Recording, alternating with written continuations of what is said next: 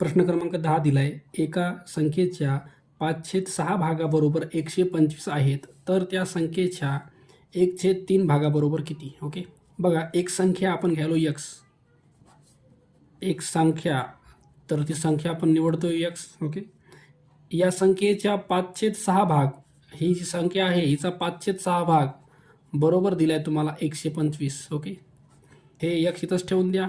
पलीकडे 125 आहे, 6 जाईल तुमचं 6 भागाकारात आहे, तर इकडे जाईल गुणाकारात.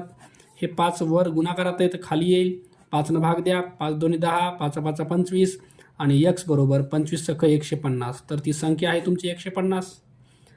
तर त्या संख्येच्या 1/3 भागाबरोबर किती? ही 150च्या 1/3 भाग, 3 भाग द्या, 3 5 15 आणि 0, तर उत्तर येईल तुमचं 50. ओके, तर पर्याय क्रमांक 4 दिले आपल्याला उत्तर. प्रश्न क्रमांक 11 दिलाय. बीड येथील एका शाळेतील 7वीच्या ए तुकडीतील मुलींची संख्या. बघा प्रश्न क्रमांक 11, मुलीची संख्या. मुलीची संख्या मुलांच्या संख्येच्या निमपटीपेक्षा 5 ने अधिक आहे. बघा मुलीची संख्या जी आहे का ती मुलांच्या संख्येवर डिपेंड आहे, मुले. ओके, मुलांची संख्या x आहे, तर मुलीची जी संख्या आहे ती मुलाच्या संख्येच्या निमपटीपेक्षा, ह्याची निमपट म्हणजे x/2, ह्याच्या निमपटीपेक्षा 5 ने अधिक आहे म्हणजे +5. ओके, हे तुमच्या मुली आहेत, ह्या तुमची मुलं आहेत. त्या तुकडीतील एकूण मुलांची संख्या 65 आहेत. सर्व विद्यार्थी किती आहेत? 65 आहेत. तर तुम्हाला मुलींची संख्या विचारली. बघा हे मुले अधिक मुलींची संख्या x/2 + 5 आणि हे एकूण विद्यार्थी बरोबर आहेत तुमचे 65. चला याला सोडवायचं आपल्याला. हे 2 इथं जातील, तिरकस गुणाकार, 2 1 2x, 2x + 1 आणि x चा गुणाकार x आणि खाली 2 1 2, 5 ला पलीकडे घेऊन जा, 65 मधून 5 वजा होतील. हे झालं तुमचं 3 टाइम x/2 बरोबर 60. x बरोबर 60 × 2 आणि हे 3 जाईल खाली, 3 भाग द्या, हे तर 20 आणि x बरोबर 20 दोन्ही 40. x ची किंमत 40 आली तुमची. आता x म्हणजे कोण आहे? x म्हणजे मुलं. बघा मुलं किती आहेत? 40 आहेत. ओके, टोटल संख्या किती होती? 65. 65 मधून वजा करा 40, तुम्हाला मुली काढायच्या आहेत. 65 मधून 40 गेले तर तुमच्या 25 मुली येतील बरं का. पर्याय क्रमांक 3 हे आपलं उत्तर असेल. प्रश्न क्रमांक 12 दिलाय. ताशी 40 किमी वेगाने जाणारी आगगाडी निर्धारित ठिकाणी वेळेत पोहोचते. जर ताशी सरासरी 35 किमी वेगाने गेल्यास निर्धारित ठिकाणी निर्धारित वेळेत 15 मिनिटे उशिरा पोहोचते, तर तिने कापावयाचे अंतर किती? बघा अंतर आपल्याला काढायचे. ओके, अंतर समजा आपण x मानूया. ह्याच्यासाठी त्याने उत्तर संकेत दिले, फक्त ह्याला सोडवायचं आहे आपल्याला. हे x आपलं अंतर, हे आपलं उत्तर आहे बरं का. तर x/40 + 1/4 बरोबर x/35. ओके, चला याला सोडवायचं आहे आपल्याला. हे अंतर भागिले वेग केले बरं का, अंतर भागिले वेग, त्याच्यानंतर अधिक 1/4 जो आहे तो तुमचा 15 मिनिटं. याला आपल्याला तासामध्ये करताना काय करतो आपण? 15/60 करतो, कळलं का. तासाचं मिनिटात करायचं तर आपण 60 न गुणतो, पण मिनिटाचं तासात करायचं तर 60 न भाग देतो. मग 15 1 15, 15 चौक 60, हे तुमचं 1/4 झालं बरोबर. इकडे पुन्हा अंतर आणि खाली भागिले इथला तुमचा सरासरी वेग दिला बरं का 35. तर याला सोडवायचं आपल्याला आणि x ची किंमत काढायची आहे. बघा आता x/40 इथंच ठेवून द्या, इकडचं x 35 इकडं आणा, हे तुमचं मायनस होणार आहे आणि हे 1/4 पलीकडे घेऊन जा, हे तुमचं -1/4 होणार आहे. ओके, चला, किंवा ह्याला इथं ठेवलं असतं, याला पलीकडे नेलं असतं तरी पण जमलं असतं बरं का. चला तिरकस गुणाकार करून घेऊया. 35 1 35x वजा 40 1 40x आणि खाली भागाकारामध्ये 40 × 35 यांचा गुणाकार होतो = 1/4.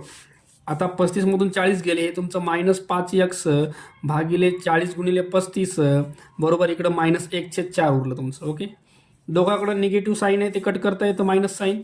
त्याच्यानंतर 4 इथं भाग देता येतो, 4 10 40, 5 इथं भाग देता येतो, 5 7 35. आता उरलं काय तुमच्याकडं? वर x उरले, खाली 10 आणि 7 चा गुणाकार 70 आणि इकडे 1 आहे, तर 10 आणि 7 चा गुणाकार 70 मिळालं, इकडे लिहितोय बरं का. तर x ची किंमत तुमची आली 70. ओके, बघू आपण पर्यायात उत्तर. पर्याय 1 तुमचं उत्तर आहे 70 किमी. प्रश्न क्रमांक 13 दिलाय. कोणत्या संख्येच्या मागील व पुढील संख्यांचा गुणाकार 35 99 99 येईल? ओके, बघा ही तुमची संख्या x आहे समजा. आता ह्याच्या मागची संख्या म्हणजे कोण असणार आहे? x - 1 असणार आहे. ह्याच्या पुढची म्हणजे कोण असणार आहे? x + 1 असणार आहे. ओके, तर ह्या ज्या दोन संख्या आहेत ह्यांचा गुणाकार आपला हा दिलाय, तर आपल्याला ती संख्या काढायची आहे, यक्स उत्तर काढायचं आहे आपल्याला, ह्याची किंमत काढायची आहे. तर ही तुमची मागील संख्या आहे आणि ही पुढील संख्या आहे x+1. ओके, ह्यांचा गुणाकार बरोबर दिला आहे 35, 99 आणि 99. ओके, चला इथं तुम्हाला a+b आणि a-b सूत्र वापरता येतं बघा. सूत्र म्हणतं a+b आहे, दुसऱ्या ह्याच्यामध्ये a-b आहे, तर डायरेक्ट a² - b² असं करता येईल आपल्याला. एचा स्क्वेअर म्हणजे x², बीचा स्क्वेअर म्हणजे 1चा स्क्वेअर तुमचा इक्वल टू इकडची साईड 35, 99 आणि 99. ओके, आता x² जो आहे तो इथंच ठेवून द्या. पलीकडे आहे तुमच्याकडं 35, 99, 99. एकचा स्क्वेअर केला एकच येतो, एक जर इकडे गेला तर प्लसमध्ये आपल्याला ॲड करायचा आहे तो. बेरीज करून घ्या, 10ला 0 हातचा 1, 10ला 0 हातचा 1. तर हे आलं तुमचं x² बरोबर 36 00 00. याचा स्क्वेअर रूट घ्या, तर एक्सची किंमत येईल तुमची, हे 36 कुणाचा वर्ग आहे, 6चा वर्ग आहे. ह्या 2 शून्याचा 1 शून्य आणि ह्या 2 शून्याचा 1 शून्य, तर हे जे आहे 600चा वर्ग आहे बरं का. तर x तुमचं 600 यायले. तुम्हाला विचारले काय, तुम्हाला ती संख्याच विचारली, तर पर्याय 2 हे तुमचं उत्तर असेल 600. 3y 4 - 7 बरोबर 5y 8 + 11. तुम्हाला वायची किंमत विचारली आहे. आता ह्या दोघांना आपल्याला सॉल्व करता येत नाही बरं का, इथं वाय आहे आणि याच्याकडे व्हेरिएबल नाहीच आहे. तर हे 3y 4 असंच ठेवा, इकडचं 5y 8 इकडं आणा, हे मायनसमध्ये 5y आपण 8 आलं, 7ला पलीकडे घेऊन जा, 11मध्ये 7 ॲड होईल तुमचं. ओके, चला ह्याला कॅल्क्युलेट करू आपण. तिरकस गुणाकार करा किंवा इथं 4 आणायचं आहे आपल्याला, तर 2 न गुणाकार करायचा आहे आपल्याला. इथं हे 3 2 6y मायनस हे 5y आणि खाली हे 8 आणि 8 एकदाच लिहितो बरं आपण, 8 छेद सारखा आहे तो एकदाच लिहून टाका. इकडे बेरीज करा, ही आली 18 तुमची. आता 6 मधून 5 टाइम y गेले, तर 1 टाइम y बरोबर 18 गुणिले हे 8 चालेत गुणाकारात, y आले तुमचं 144. ओके, पर्याय क्रमांक 3 दिले आपल्याला उत्तर याच्यात. प्रश्न क्रमांक 15 दिला आहे, 3x + 5 दुसऱ्या कंसात दिले x - 2 बरोबर 17 - x.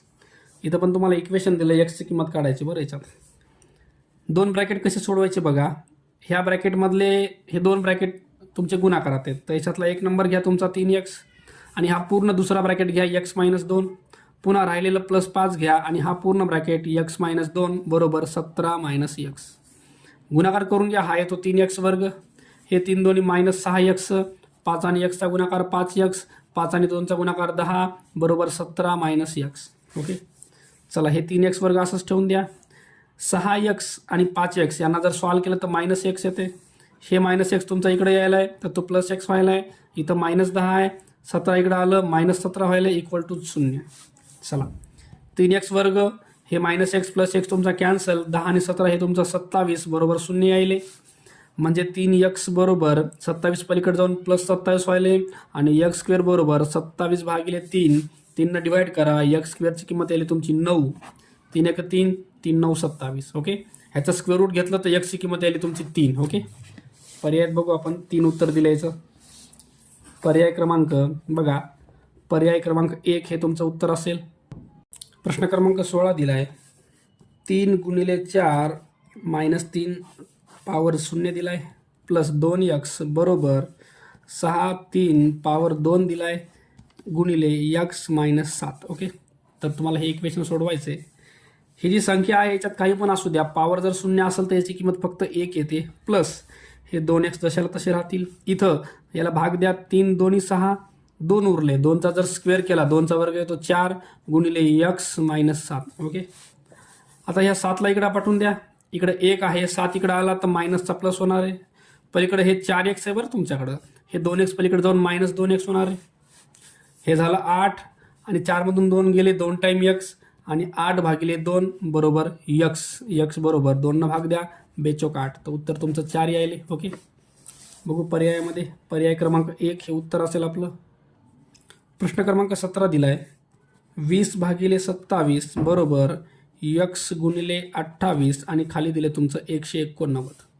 तुम्हाला x ची किंमत काढायची बरं. याच्यामध्ये बघा, हा 189 तुमचा वर जाईल, 20च्या गुणाकारात येतो 189, खाली तुमच्याकडे 27 आहे, हा 28 तुमचा खाली जाईल, पलीकडे राहिला तुमच्याकडे x. ओके, चला याला काटाकाटी करायची आपल्याला. ह्या दोघांना 9 भाग जातो बरं का. 9 2 18, 9 1 9, 9 3 27. ओके, 4 देऊन टाका. 4 7 28, 4 5 20. चला राहिलेला भाग खाली घ्या. उरले 5 21. इथं 3 आणि 7 आहे. 7 आणि 3चा गुणाकार किंवा 7 त्रिक 21. हे 3 3 कॅन्सल.